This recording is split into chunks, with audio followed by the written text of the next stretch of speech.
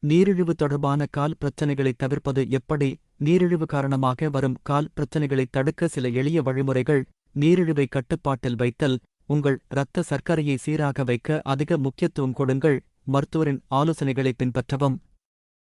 மாற்றத்திற்கான உதவிக்கு தொடர்ந்து சுகாதார நிபுணர்களை அணுகவும். தினமும் கால்களை சரிபார்க்கவும். ஏதேனும் மாற்றங்கள் இருந்தால் கவனிக்கவும். கால்விரல்களுக்கு இடையில் பாருங்கள். தானாக செய்ய இயலாவிட்டால் பிறரிடம் உதவி கேட்கவும். கால் நகங்களை ஒழுங்குபடுத்துதல். நகங்களை நேராக வெட்டி நக நுனிகளை மென்மையாக்கவும்.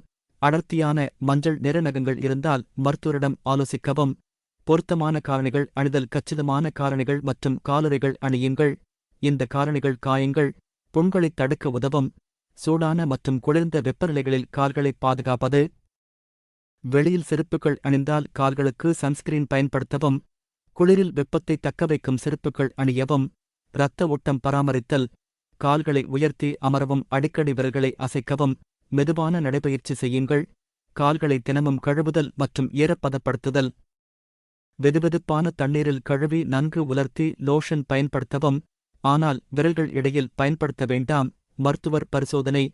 ஒவ்வொரு மருத்துவ சந்திப்பிலும் கால்களை பரிசோதிக்குமாறு கேளுங்கள். வருடத்திற்கு ஒரு முறை முழுமையான கால் பரிசோதனை செய்யவும். தவிர்க்க வேண்டியவை. கட்டியான தோல் பரப்புகள் அல்லது கால்நகங்களின் அருகில் உருவாகும் கட்டிகளை நீங்களே அகற்ற வேண்டாம். மருத்துவரை அணுகவும். புகைப்பிடித்தலை தவிர்க்கவும். இது இரத்த ஓட்டத்தைக் குறைக்கும். கால்களை நீண்ட நேரம் ஊறவிடாதீர்கள். இது தோல் வறட்சியை ஏற்படுத்தும். வெளியில் வெறுங்காலுடன் நடக்காதீர்கள். காலணிகள் அணிந்து பாதுகாப்பாக இருங்கள். இந்த வழிமுறைகள் உங்கள் கால்களை பாதுகாத்து நீரிழிவு காரணமான பிரச்சனைகளை குறைக்க உதவும். பார்த்ததற்கு நன்றி.